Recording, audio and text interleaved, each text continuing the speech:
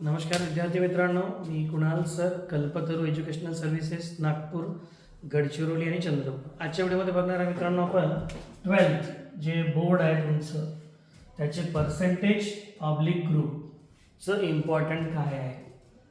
बघा मित्रांनो, 12वी सायन्स नंतर जर तुम्हाला विविध व्यावसायिक अभ्यासक्रमाला जर प्रवेश घ्यायचा असेल तर बऱ्याच व्यावसायिक अभ्यासक्रमाला तुमच्या 12च्या पर्सेंटेजची किंवा PCM म्हणजे फिजिक्स केमिस्ट्री बायोलॉजी किंवा PCB फिजिक्स केमिस्ट्री बायोलॉजी किंवा मॅथ या 3 विषयाची टोटल एक अपेक्षित असायला पाहिजे. कॅटेगरी वाईज वेगवेगळी आहे, तर ती किती असायला पाहिजे तरच तुम्ही त्या त्या व्यावसायिक अभ्यासक्रमाला प्रवेश घेऊ शकता. तसे कोणकोणते आहे?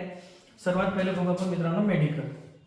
तर बघा, मेडिकलमध्ये गुड न्यूज अशी आहे की BMS आणि BHMS साठी जो ग्रुपचा क्रायटेरिया आहे तो 2025ला आयुष मंत्रालयाकडे स्थगित करण्यात आला, त्यामुळे त्याला गरज नाही. पण मेडिकलमध्ये तुम्हाला MBBS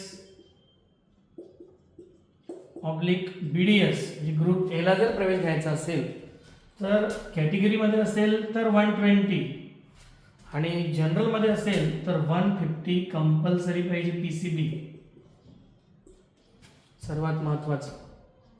आणि कॅटेगरी जरी मुलगा असेल SC ST NT SBC BJ आणि जर तुम्हाला अदर स्टेटला जर ॲडमिशन घ्यायची असेल त्यातल्या स्टेट कोट्यातून तरी तुम्हाला 150 मार्क्स पाहिजे, जनरल असो की कॅटेगरी असो. म्हणून मेडिकलवाले विद्यार्थी 12th मध्ये फिजिक्स केमिस्ट्री आणि बायोलॉजी मिनिमम 150 ग्रुप बनेल एवढा अभ्यास करा मित्रांनो, त्याशिवाय तुम्ही मेडिकल करू शकणार नाही. आणि महाराष्ट्रातच घ्यायचं असेल तर 120 म्हणजे 40 जरी असले किंवा एका देशात कमी जास्त असले, टोटल पाहिजे फक्त 120, तर तुम्ही महाराष्ट्रात MBBS BDS करू शकता.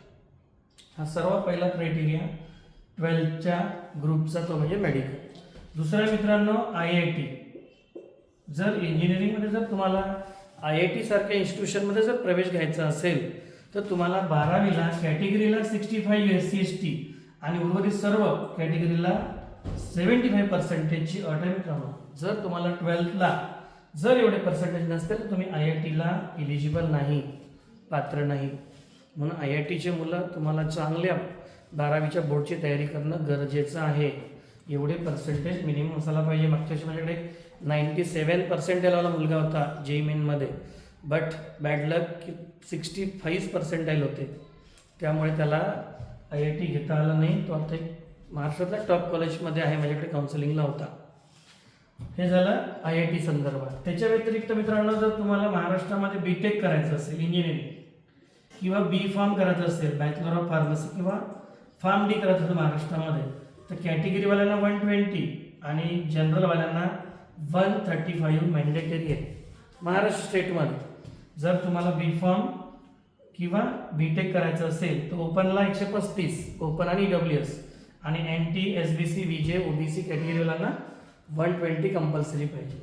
त्यानंतर BSc नर्सिंग जर करायचं असेल तुम्हाला महाराष्ट्रामध्ये तर तुम्हाला कॅटेगरीवाल्यांना 120 120 40 आणि जनरल कॅटेगरीला 135 मॅन्डेटरी पाहिजे EWSला. म्हणून मित्रांनो, 12वी बोर्डच्या पर्सेंटेजचं पण महत्त्व आहे IITच्या दृष्टीनं. आणि मेडिकल, इंजिनिअरिंग, फार्मसी यासाठी तुम्हाला ग्रुपचं सुद्धा महत्त्व आहे, PCM आणि PCB. फक्त 2-3 गोष्टी आहे मित्रांनो. एक म्हणजे BSc ॲग्री, याला तुम्हाला ग्रुपची गरज नाही. त्यानंतर मेडिकलमध्ये एक अभ्यासक्रम आहे BPTH फिजिओथेरपी किंवा आता BAMS यावर्षीपासून आणि BHMS किंवा BUMS किंवा नॅचरोपॅथी योगिक सायन्स, याला सुद्धा ग्रुपची गरज राहिलेली नाही. पण तुम्हाला 12वीला मिनिमम 45% पाहिजे आहे मित्रांनो. तर हे सर्व आहे 12चं बोर्डचं पर्सेंटेज आणि ग्रुपचं महत्त्व, की जे तुम्हाला आता माहिती असायला पाहिजे, की जेणेकरून येणाऱ्या बोर्डच्या परीक्षेत तुम्ही आपला ग्रुप किंवा आपले पर्सेंटेज अपेक्षित मिळेल या तुलनेने तुम्ही तयारी करू शकता मित्रांनो. जर तुम्हाला हा व्हिडिओ आवडला असेल तर लाईक करा मित्रांनो आणि आपल्या जास्तीत जास्त मित्रांना शेअर करा. तुम्हाला सर्वांना शुभेच्छा देतो आणि इथेच थांबतो. जय हिंद, जय महाराष्ट्र.